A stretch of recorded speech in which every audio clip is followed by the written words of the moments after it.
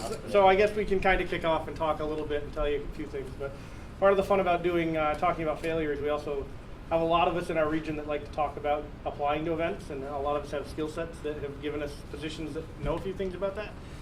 So there are multiple conversations today that all kind of hinge on a similar theme. Because there's another conversation right after this one in this room that talks about applying for events. Which, I mean, in order to be declined for a GP, you've got to have applied, which means that we start there too. So, good afternoon. My name is Rick. I am an L2 from Vermont. In addition to that, let's see, I've judged for almost 12 years. I've managed a half dozen Grand Prix in Canada, and any number of Grand Prix I've floor judged that number close to 50 at this point. It's been a long, long time. So we're going to chat a little bit about a bunch of different things, but really what to do when you're declined and what steps you take next. Because if this works, which it did a second ago, and now it's not going to work anymore, and I'll give up on my clicker. Well, it's green. Technology is hard. It is. It's red. It's green. Screw it. We'll use the mouse. We are talking about failure. Everyone fails? Or that's not going to work anyway because it's not even clicking up here. Who needs technical failure? You sure this is on? Hey, it's working again. If you don't know me, on top of the fact that I've done this a few times, I'm also just a smartass. It comes with my nature and all sorts of different things. So there's some truth to that because there's always a chance, right? We get that some of our peers aren't exactly up for the job, but you really aren't a failure, and you probably are a failure. There aren't too many of us out there. If you are truly a failure, there are other processes in place, and you won't be applying to the events anyway. So the slides that we have today are really just a roadmap for us. It's a conversation starter. I expect you guys to get to talk just about as much as I do, as much as I like hearing my own voice. So our journey today, we're going to talk a little bit about the application process, considerations that we look at to get accepted, reasons why you're declined, and then, of course, what you do after you're declined, because that's really what we want to talk about today. What is the big journey to nowhere? I had to add some color. Some of them are thematic, like Letterbomb. Judge apps. You guys all know judge apps. You're here. You had to apply to be here. Read the application. I highlight this because right now I have an application open for the Grand Prix Vancouver. On no less than one hand, I can count the number of people who have reached out to me and asked me a question that was covered in the paragraphs on the application if they had just read the damn thing. Right? If you reach out to me and you say, hey, what about this? And I say, well, did you read the application? And I already know the answer to be no. You've already gotten off on the wrong foot. Help yourself out of the trouble. So read the application. There's a lot to it, right? You're forming a contract of sorts with a tournament organizer, and you want to know what your responsibilities are going to be. They'll have set those out for you. Decide to apply easy. Cover letter. Cover letters are important, but at the same time, that's the key. Keep it short and to the point. If you're applying to an event and you write me a novel, I'm probably not going to read your novel, right? There are 100 people applying to work a GP, if not more. If you talk about a judge manager, a tournament organizer, and a regional coordinator having to read that novel, you've already lost their interest because it could have been the best work ever. And when you're trying to do all of these, the odds of getting all of those people to read through every last line of that and fully get what you're trying to do are slim. You might get lucky and one of them is, but keep it short and you're going to get all of them to read what you're doing. The questions are important. That's really the nuts and the bolts of it. The very first question I ask on all of our applications now is, who's your mentor? Because that person is going to tell me more about you than anyone else. Your RC, your area rep, anybody else. Your mentor is huge in making sure that we can understand who you are. Take the question seriously. Profile info, we're going to highlight the fact that we already know some of you, right? I love the cover letters that start off that say, I'm a level 2 from New Hampshire. It said that in your name right above there, right? You know, hi, I'm Benjamin Corsi, level 2 from Manchester, New Hampshire. Gives me, or Rumney, New Hampshire. Gives me the exact same information that I already have. It's a column in the spreadsheet you download. Short and to the point. Profile pictures. Who here doesn't have a profile picture in Judge Apps? No, but really I don't. You don't. That's fine. He's really on the list. Yeah, and if you have a reason to not to, fine. But if I'm going down a list of applicants, right, and I get to a point where I have 10 people left and I need 5 of them, and for all intents and purposes, everybody's the same, I'm going down through that saying, who do I know? Who haven't I worked with before, right? Maybe I worked with you 3 Grand Prix ago, and I'm going to remember your face, but I don't remember your name. That can help you immeasurably. So now that you've gotten through all of the logistics of, you've read the application, you filled out a cover letter, you filled everything out, you're hoping for instant gratification, and you still have to wait 6 weeks to get through the process, right? Well, the process is a lot, right? You've got a judge manager who's got to read everything. You've got tournament organizers who have to read everything. You've got regional coordinators that get to give feedback. You've got senior level 2s and 3s, area reps that get to do this through different conduits. That's a lot of people to talk to and a lot of time passes. It's also all being done by volunteers in most cases, even at a Grand Prix, right? Everybody who's running those Grand Prix has a full-time job, other than the TO whose job normally is to do just that, right? All of those people have stuff to do. Like I said earlier, if your cover letter is a novel and I have to sit down, print off 4 pages, and read it over, coffee in the morning, that's a whole lot different than trying to get through 6 or 8 of those and getting an idea what's going on. Dismal failure? Nobody? Easy dismal failure. Easy dismal failure. Take nothing for granted. This is the hard part for many of us as you get to start doing this. The highlights here, talking about not booking travel, don't assume anything, and being prepared to be declined and asking questions. So I can tell you more than once I've had judges say, but I've already booked my flight. Why didn't you accept me? Well, comply, right? Don't assume anything. It gets you into trouble, right? Ask questions. I have L1s and L2s who reach out and ask me good questions, and I realize that they're forward thinking, that they're already thinking about some of those things. They already want to do certain things. They're already worried about what they're going to do when they're there. That's a whole lot different than somebody who applies, expects to get accepted, and then complains at the end about not being accepted.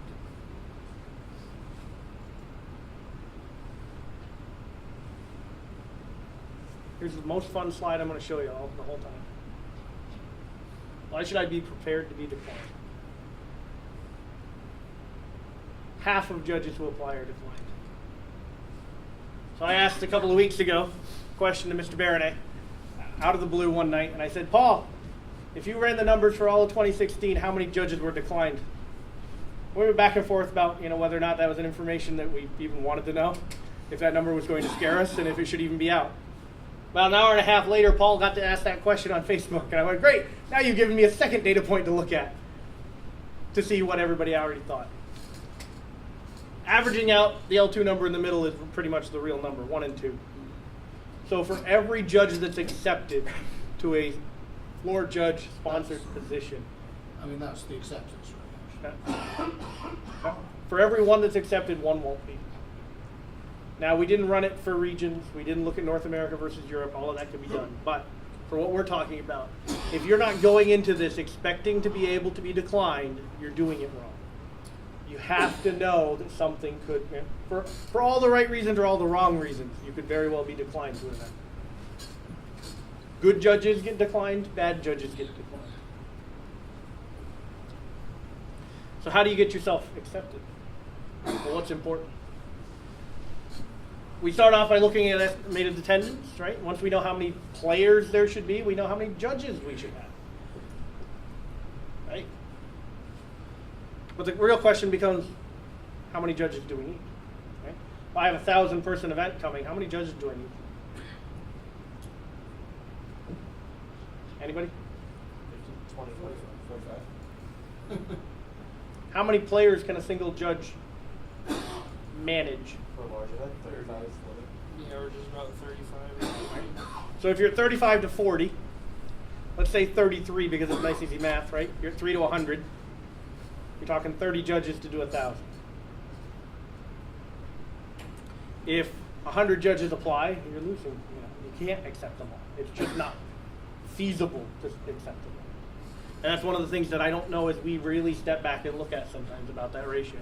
Now it's hard, right? You get to a really big event like a Grand Prix, you can estimate the main event attendance, and all the side events are entirely, a random smattering of things. And how do you figure all of that out? And there's no great answer. Hey, dumb right. Once you know what your ratio is, then you even have to look at what level everybody's going to be, right? You need so many L3s to run teams. You need so many L2s to be on teams. You need L1s on side events, or depending on the event, you might need L1s on the floor. What number of which and where, right? How much does each cost? That certainly applies, right? And what we're going to do with all of that information. And that leads us to the budget, right? It's very easy to look at a 1,000-person event and needing 30 judges on that day at $400 a judge, depending on what event it is and how many, everything is. Even a couple of boxes is $150 a judge. If you're talking about a PPTQ or a RPTQ or whatever those things are, it's very easy to see how fast it costs money. So the budget's certainly a consideration. When we start talking about the people that are involved in all of this, what experience do they have? What did they tell us in their cover letter? What did their profile tell us that they had already done? Have they done 5 GPs already this year? Have they done 5 in their life? Have they not done 1 in 10 years? What's the difference in all of those applicants as we try to weigh it all? Special skills. Are you a logistics master? That's important if we're on a limited event. Okay. Do you speak Spanish? That's important if we're in Madrid. Okay. But being able to speak Spanish when we're in Minneapolis, less so. Right? All depends what we need for skills. We also have regional needs, and that's the hard part for many of the events when we talk about Grand Prix, right? Sometimes you end up with judges that might not be as qualified, but that's because we want to develop them. So you've got to balance all of those pieces and try and figure out what we're going to do. One of our favorite things to talk about, and it's not even mine, it was stolen by, I stole it from Ricky, and I'm sure Ricky stole it somewhere too. Rocks and reaches. Anybody in here not heard a judge talk about rocks and reaches? Beautiful. So the concept of rocks and reaches is that if you have a 30-person staff, do you want all 30 of those people to be all-stars? You don't need 30 rocks to run your event, right? If all we ever accepted were the 30 best judges in the program, when 5 of those judges decide to stop, we no longer have 30 judges to run events. So you need captains, you need lieutenants, you need sergeants, you need enlisted, if we go down the military side of things. You need rockses and you need reaches. You need the judges who want to proceed to be a rock, that want those next steps to be involved. And you need judges who are green as green can be, so that they can start learning those steps in that process. So you stagger out through all of those things to try to figure out what kind of rocks and reaches you need to run your event with.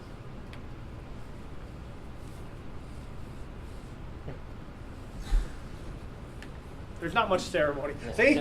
I'm glad somebody's enjoying any of my little cards that I found for this. I was waiting for somebody to complain that it wasn't denied. I was definitely thinking Don't worry. we do that in the next screen. So, if we move from how we talk about getting people accepted to how they get declined, right? Big parts. Lacking, right? Doesn't mean you're a failure, and that's why we're here to talk about different things. But you're lacking something in general, right? If I have 5 L1s apply to an event and I don't know any of them, at that point they're all entirely equal to me. If I have an L2 reach out to me and say, "Hey, Jim's pretty good. He's figuring it out." Well, Jim suddenly isn't the same as the other 4 because I know something about Jim, right? I don't know if I'm going to have the time to chase after all 5 of those judges and try to figure everything out. Chase after all 5 of their mentors. But it's a whole lot different if somebody's actually advocating for you. Mentors are huge. If you don't have a mentor, regardless of your level, that is what you're going to hear me talk about this quite a bit. Lack of experience varies. When we talk about rocks and reaches, you don't all need to have 30 GPs under your belt to work the GP this year, right? But if I can only have 5 green is green can be judges on my event, because I need to balance that out with the 5 rocks and everybody in between. We still have to fill those pools of judges correctly. There's denial. Everybody likes silver bordered land, right? So as we talk about other reasons, unprepared. How many times have you applied to events knowing full well that you weren't ready for that event? Sometimes you're hoping that you get accepted, right? You're thinking, oh, this would be cool, right? Maybe you'll have fun with it. Maybe I'll learn something out of it. But you know you're not ready for it. Well, when they were universally doing, if you applied and got refused, then you got free entry to the event, then you weren't always necessary. There is an aspect of when the standby judge or when the declined judges were getting free things anyway, you'd roll those dice to get the free things at worst. There's some value in there that you can certainly do. No, I got accepted. Back to you wrote your cover letter just bad enough to get denied. Because you wanted to play in the event? That Yeah. was very brief. We've seen that. But unprepared. Not only, unprepared in that you're not ready for the event, but stop and ask yourself if you even know what the event is, right? The format. It's great when you see those cover letters that say, I love judging modern, and your event's not modern. Copy paste. Unprepared. Redundant skills. So skill sets are important, but I don't need everyone on staff to do the same thing, right? Some of you might think that 40 of our regional coordinators running a GP would be the best GP ever, right? John does great things with logistics. I don't think we want 40 Johns, because then everything would be logistics, right? It takes a village. We shouldn't have that. Anybody doesn't think that luck of the draw is part of this game sometimes. They're just wrong.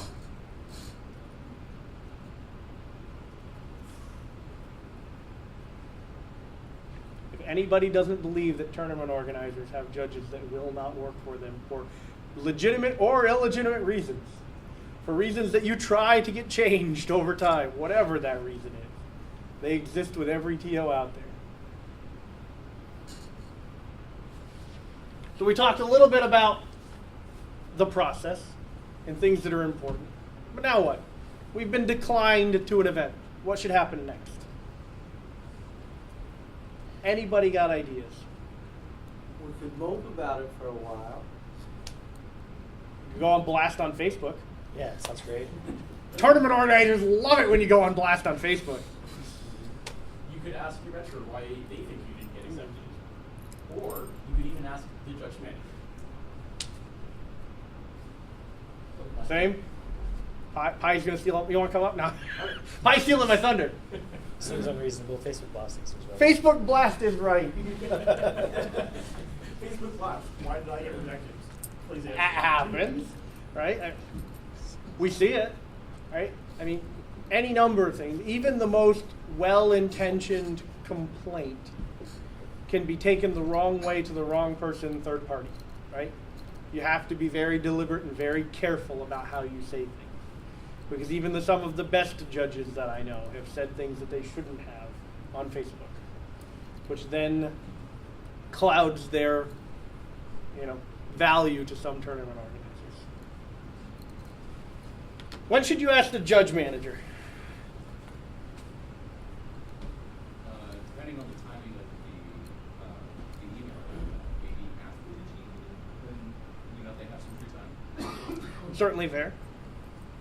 Elliot? Well, it also depends on, if the judge manager is running other things simultaneously that you might want to work.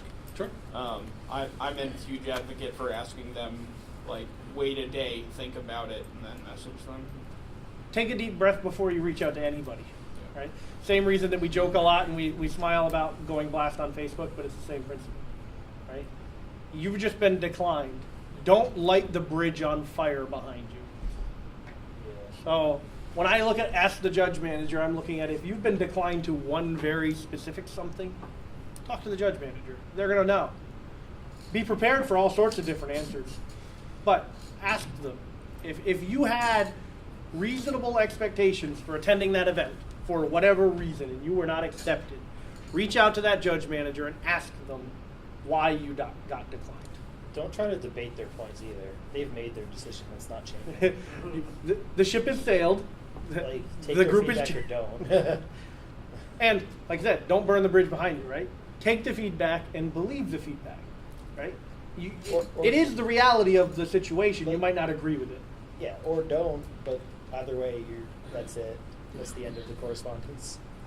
Ask your RC, right? To me, if the judge manager knows about one event, odds are if you've been declined to 4 out of 5 events you've applied to in the last 6 months, there is a bigger problem. We certainly aren't going to call you a failure, but somebody knows what's going on. Your RC probably knows what's going on if you're being denied across multiple organizers in multiple places and different things like that. Because their feedback is involved, right? The RC and the judge manager both can leave comments in an application. The RC can go read all of those comments and know what's going on and why this person didn't think something was right. Ask your mentor. Everyone should have someone that they trust enough to talk to, right? If your mentor looks at you and says, you have been a royal jackass the last 6 months, believe them and ask them what you can do to change it, right? Knowing someone that can tell you when you're wrong is very important to you, right? The judge manager may not see you but once a year, if that. They're going to sugarcoat any answer you get, right? They're not trying to burn bridges because they don't know what might change, right? We might need you 3 weeks from now when 6 judges bow out. We don't know, right? There's so many reasons that a judge manager is going to give you answers, but make them sound good. Your RC may do the same. Your mentor shouldn't, right? If your mentor is sugarcoating the reality of you as a judge, you need to talk to a new mentor. You also have area reps who also have a pretty good idea of what's going on for judges that are close to them, right?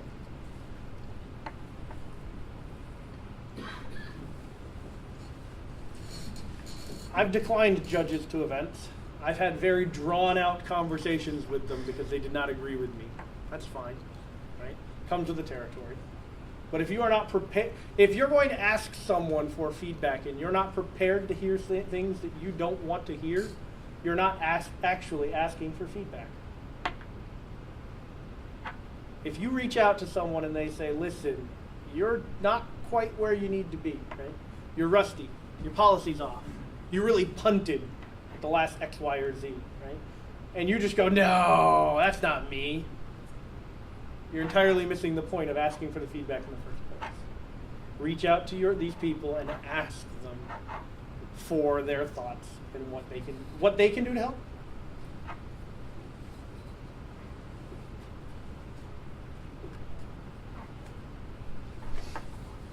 How do you get better? Practice. Sure. How do you practice if you're getting declined to events? Sure. Judge locally. There's struggles there too, right? You got 5 L1s in town and 1 F&M every week. You're not going to get much chance to do that, especially if you're being declined. Find out what you can do better. Talk to people who can help you. Elliot's being forced into giving answers like a robot. He's like, fine, I'll give the answer this time. Totally not drawing from my next presentation or anything. not even Yeah, the 3 in the front row that are going to do an exact similar conversation with a different group of people. Mine's different. His is actually different. They're going to be different, but it's all ridiculous. Right? Which is why I laughed that there were so many of them. What? He'll be the judge if they get You going to all of them? Poor thing. Poor thing. So, better yourself. There are ways of doing that at events. There are ways of doing that outside of events, right? You might have asked for feedback. That's great. There are lots of ways of doing things, right? Play the game. Doesn't have to be a judge. Maybe you're rusty. Go play the game. Play Moto. Just don't believe everything that it does. Yeah. But it works that way on Moto, Judge. Right? I don't care on Moto. Go read the comp Stack rules. courses. Knowledge pool. There's lots of stuff. It doesn't matter what level you are. right? If you've reached out and somebody said, well, I don't know who you are, is the reason I couldn't pick you out of the lineup, so to speak, right? There were 5 judges, I had 2 spots, I picked 2 randomly. You need to make sure that the next time you've found a way to get who you are across to that person. Another thing that can really help, and I swear this isn't a plug for my upcoming presentation, is set a goal. Find a reason for you to be there, because if the judge manager sees that you are thinking about what you're going to do once you're there, they're going to want you there more. Sorry, I'm done. No, that's why you guys are here.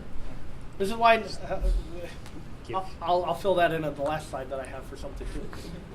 Goals are great, right? If you apply to an event and you look at them and say, I just want to go to San Diego. I heard it was cool. Accept. Right? You sound like the perfect reach to fill mine, right? So, if you know for a fact that if you're up front with your shortcomings, right?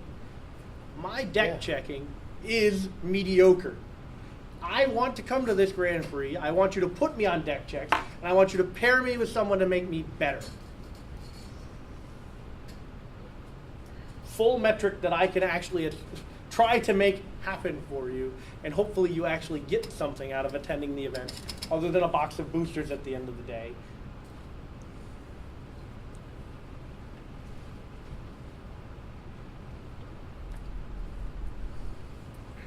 Do a self-review.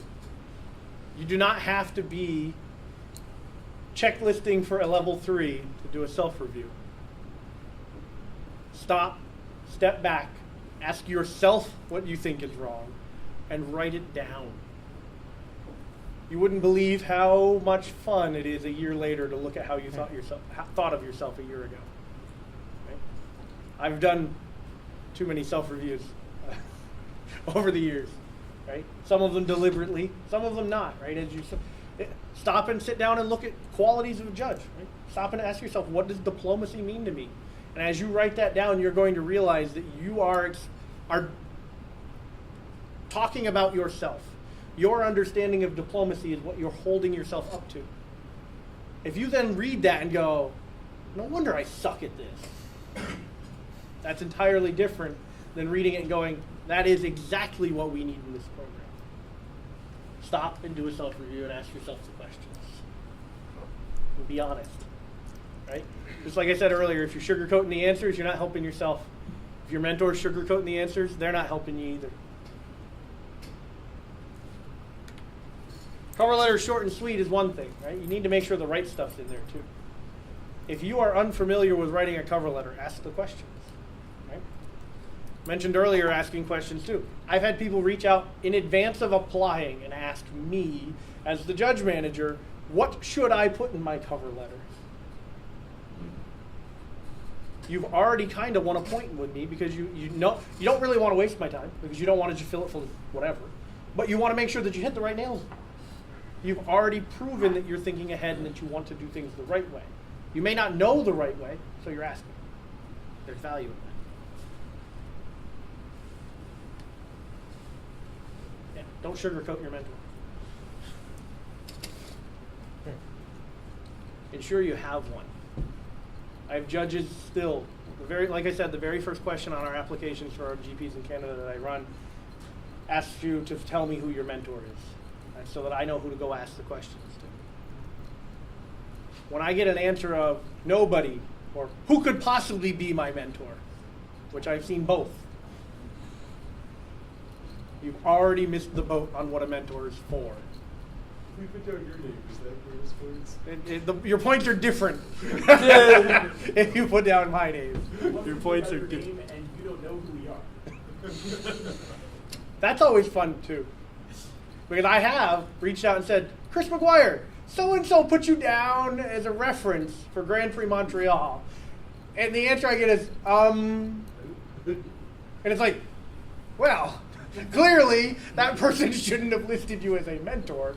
They then just listed someone who they thought was going to get them the leverage that they wanted, right? If you don't think someone's going to check into your answers, it bites you in the butt sometimes, right? I mean, listing your mentor as Bears because you met Bears at the GP in Atlanta 3 months ago and was on his team once. And I asked him, and he goes, Who's that guy? "Oh yeah, that guy. He's from Texas. I met him once." Entirely different situation than when you are talking about your area rep, a senior L2, whatever that is to you. Even the person who certified you. Then they actually know you. That's important. That's what helps make it a mentor. And sure, they're actually going to tell you when you're wrong. It's the hardest part, especially for those of us that have been around a long time. Right? It's really hard to provide, let's say, constructive criticism to senior judges by level, by age, by veteranship. Right? It's really hard to tell somebody who's been a good judge for a long time that they're no longer the judge that they were. Somebody needs to be able to do that. Make sure that you have a mentor that can do that. So be involved. If I look at an application pool and I've got 10 judges and I need 5, right, and 3 of them are being accepted because I know who they are and I need to fill these roles and they are the rocks that I need, and I don't know the other 5 of you, and nobody knows the other 5, well, then what do? Right? Luck of the draw comes into play. If I can then go look at your profile and it says that you're involved in 3 projects somewhere, well, you're actually putting some effort into the program. Maybe you aren't a known judge yet, but you're already working on whatever it is, right? You're working on the knowledge pool as an L1. That's fine, right? Commitment to the program is great. Doesn't have to be a local little project. Those don't always get written down, but your area reps would know about them, right? Somebody would know about them. Could be a big thing. I mean, we have projects that are global that L1s and L2s work on all the time.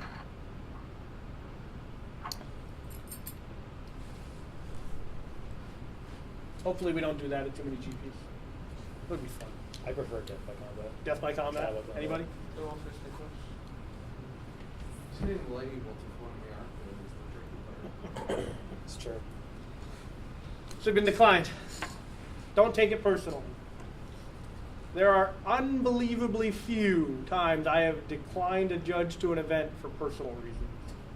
It's not very professional, is it? Right? Sure, there are blacklisted judges that we talked about earlier. That's kind of personal. Something happened somewhere. Don't take it personally, right? 1 and 2 judges get to be accepted. 1 and 2 will be declined. Even good judges get declined. Always bet on black. Don't get discouraged, right? If you just got applied and was declined, that's fine.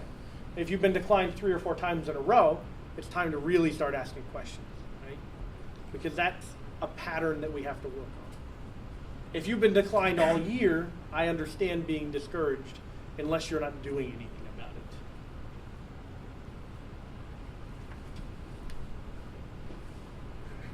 Take every chance you get, be your best, learn something from it, grow, be a better judge, and apply for your next event, right? You've been declined, you've asked for feedback. Don't sit there and stew about it for 6 months like a hurt little puppy dog, not thinking that there's any way that you'll ever possibly work an event again. That is unbelievably infrequent. So if you go through all of that, you've got a mentor, you've asked all of those questions, you've learned what's wrong, now what?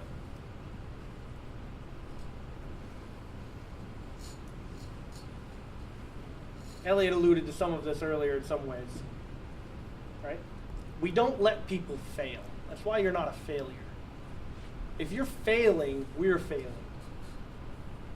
If we're not helping you, we've failed. Right? We want to help. The only way you fail is if you don't want to succeed.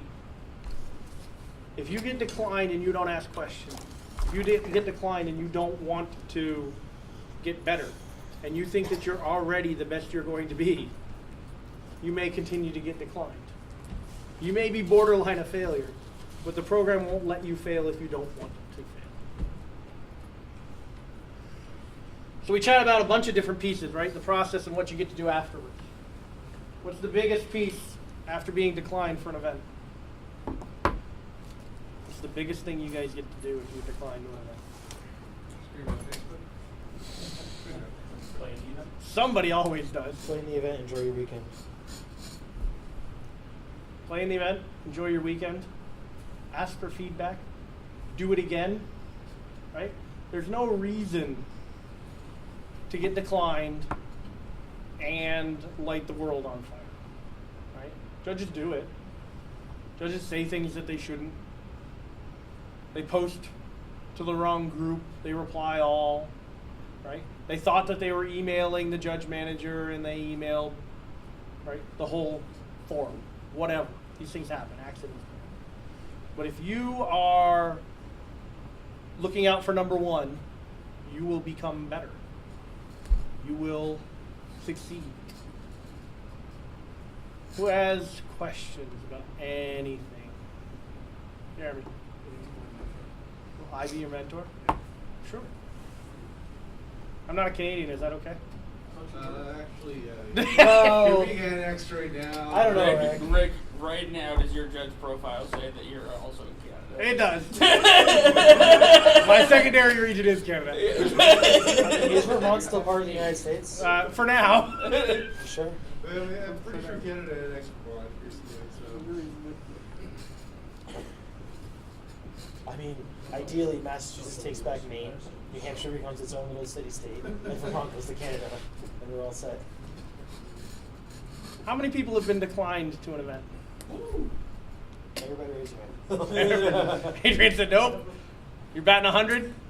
Yeah, but I've probably judged more events or less events than you guys have been declined as individuals. It's, It I'm happened. very, very niche judge at that. Right? It happens. And that's the part that's the hardest, right? Because the conversations that I get with the how could I possibly be declined? Well, if I needed 10 team leads and I had 15 people apply for them, I only needed 10. That doesn't mean I take the other 5 and make them floor judges, right? Because I only need so many rocks. Stop and look at a budget. Stop and try to figure that out, right? Yeah. If you're running a Grand Prix and you're paying a judge $275 a day in a box, right? It's $400. Let's average a judge out to $400. And you're running a 1,000-person event. It's not hard to suddenly realize that 400 times 50 times 3, and your judge budget's 40 grand. Do you want to add more L3s to that? Do you want to add more judges? The numbers get really big really fast, right? If you're trying to balance all of those needs, we can't accept everyone. Someone will be declined. Good judges get declined. Good judges withdraw from events because it doesn't make sense, right? Something comes up. Grow from it, learn from it, go forth, do it again, right? Get a mentor, ask the questions, make sure that you know you. And if you don't know you, you can't explain you to me for me to be able to accept you, right? I won't know who you are.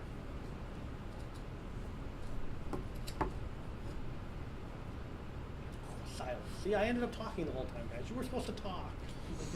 I mean, Elliot, anything I give you is to ignore your minds. So. Well, I'm just kidding. Questions? Go for it. Like, could you say more on, like, I guess what you look for in cover letters? Ooh. Like, is it worth to say, like, you know, I'm still relatively new to this and I'd like to try this out, or I'd like, I've done this position before, I would like to do that some more, or, you know, I always put down, like, I will do pretty much whatever the event needs because, I don't know, is that worth having in there? Cover letters are tough, right? Because if I'm applying to an event and I know the judge manager and I know the TO, you look at the cover letter and go, there's nothing here I can tell them, right? If you're in the middle ground, where you do know them but you still want to make sure that you're known, you then have to balance the, well, I want to tell them something, but I don't want to write the book, right? Giving us a goal, giving us why you should be there, right? Important stuff. Telling us, limitations that you have, important stuff so that we can balance all of those needs. telling me that you've judged 4 PPTQs, 7 FNMs, a partridge, and a pear tree in the last 3 months, less important to me, Okay, so like- depending on what you're applying for. Like saying you judge like previous GPs. If you're applying to a GP, that's useful information. Sure. You're applying to floor judge a PPTQ. Does anybody actually apply for this? Right? If you're applying to an open, right? Sure. You know, that information is useful because it shows that someone else has taken that chance. Right? If you can say that you've done 3 of them, a couple of people have taken that chance. Right? Doing okay.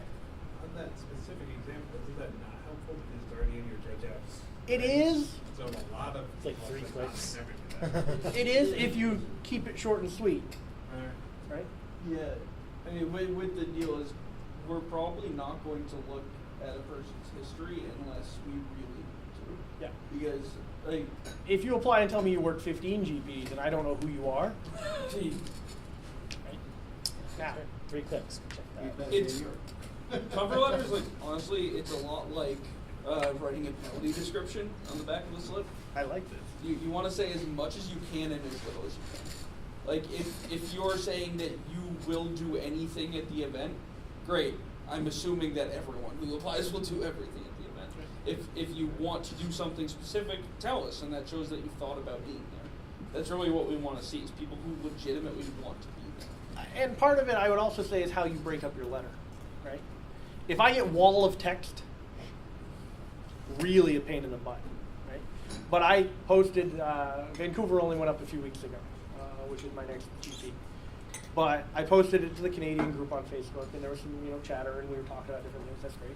And like halfway down, somebody had applied, and I highlighted something to them because I found, right, judge applied, paragraph about me, and down at the bottom it says, and I really like pushing in chairs and picking up trash. One line, all on its own, wanted to make sure I read that line out of the whole thing. I took a little snapshot of it, and I posted it to Facebook, and I said, and knowing your audience is important too. Right? I don't need everyone to be a policy expert. I don't need everyone to be a logistics expert. I need everybody to pick up trash. Right? So, I mean, just being able to call those things out and knowing how to do those aspects of it, far more important to me. Now, yes, if you're an unknown and you can say, here's what, I did GP Montreal last year, I've done, an open, Star City or face-to-face, either way, right? And this in the last 3 months. Bullets, quick, easy, fine, it's 2 sentences. I can get through that for 100 applicants and it's not gonna hurt me, right? Because it frames my expectations a little bit. If you want to then give me, I've judged 15 Grand Prix since 2013. Open parentheses, Grand Prix Boston 2012. Gone, right? You just have to stop and ask yourself, if I were reading 100 of this letter, would anyone get through it? I like the way Elliot put it about, being a penalty slip. You want to tell me everything in 5 words or less. How do you accomplish that? One of the most common questions on there is, what days do you want? Yeah. I mean, generally, like, okay, I'm this much result, this one. What do you want? Do you like that phrase that way? It's fine. Every TO is different, and we all know that, right? The one that I work for in Canada, we're actually kind of shifting gears a little bit, where for Vancouver, 3-day acceptances are just going to be the exception, right? If you have more judges doing 2 days, you are a more flexible staff. You can get more done. Saturday is covered better, right? There are benefits to that. So only needing to work 2 days, even if you have a 3-day option, is more likely to be accepted, not because of the dollars, but because you are providing more flexibility to the organizer. So that's great. Yes, applying and saying, hey, it doesn't matter, perfectly fine. Right? The application that I have out there right now says 2 days Friday, Saturday, 2 days Saturday, Sunday, 2 days your choice. Right? Because it's going to be Saturday, and then something. So if you have no preference between the two, certainly. Hard. That being said, please, please, please don't put down an option that you later are not going to be okay with, because that happens a lot. When we talked about the questions earlier, one of the pieces there is be honest, right? We had judges, you apply and you say that 3 days are required, and I don't accept you. And then my answer is I didn't accept you because I didn't have a 3-day position. And your answer is, why didn't you offer me 2? Because your answer told me you required 3 days to attend my event. If you say 2 days, and then in your cover letter say, I'd really love to work 3 because it would be better for me, right? I can do it, I've done it before, I need, to make the budget work, whatever those reasons, we get that. But don't say things that aren't a reality that then you're going to try to back out of and create different problems. Entirely true. Don't say you're okay with any shift if you need AM. Yeah. Don't say you're okay with any shift. Say you're okay with PM shifts if you want PM shifts. God, we would love that. No, nobody wants PM shifts. No. It's the tech if you're working day 1 of a SEAL GP. Work the PM shift. Yeah, true. Yeah, it's Sides. the tech. It's the tech. Sides, so you come in at noon. No, just PM main is great. Like, yeah, you know the cluster that just happened? So Yeah, exactly. The logistics are over. Okay. So yeah, cover letters are hard, right? Because there are some that I have read line for line that were far too long because it worked, right? You realize the story that they're trying to craft in front of you, and that's okay. But if I want to read War and Peace, I'd go read War and Peace. Honestly, just get someone else to read your cover letter. It's completely fine. No, and to be record, every time I sent you a cover letter, I got it on the event, so. There you go. Yeah. Effective mentoring. Look at that. Now, if only I remembered what he actually said. Twist. So that's the hard, right? But have somebody read it, right? Read it yourself. Are you actually portraying the piece of the puzzle that you want to portray? And quite honestly, read it out loud. It also has this convenient save draft option. That's pretty good.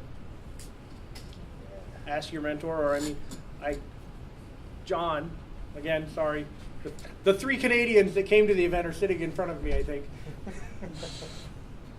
But when we posted about Vancouver, right, about 3 lines down, John Good, who is now their RC but wasn't at the time, even though I think everybody knew he was going to be, had posted, send me your cover letter first. John was willing to read it and send it back, right? He's an L3 in Canada who was looking to fix and help that entire problem, right? Canadians don't have a lot of opportunities to judge Grand Prix unless they come down here, right? They get 3 GPs a year in the country. One of them's in the Pacific time zone, so it's hard, right? They don't have that exposure over time. We have that same problem in the U.S. at times, right?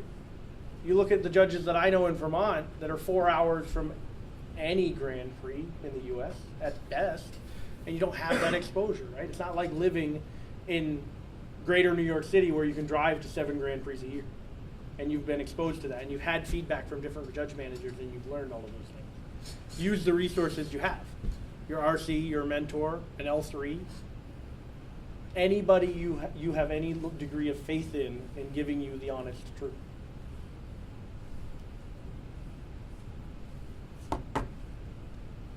I just say, I think that I managed to talk for most of an hour.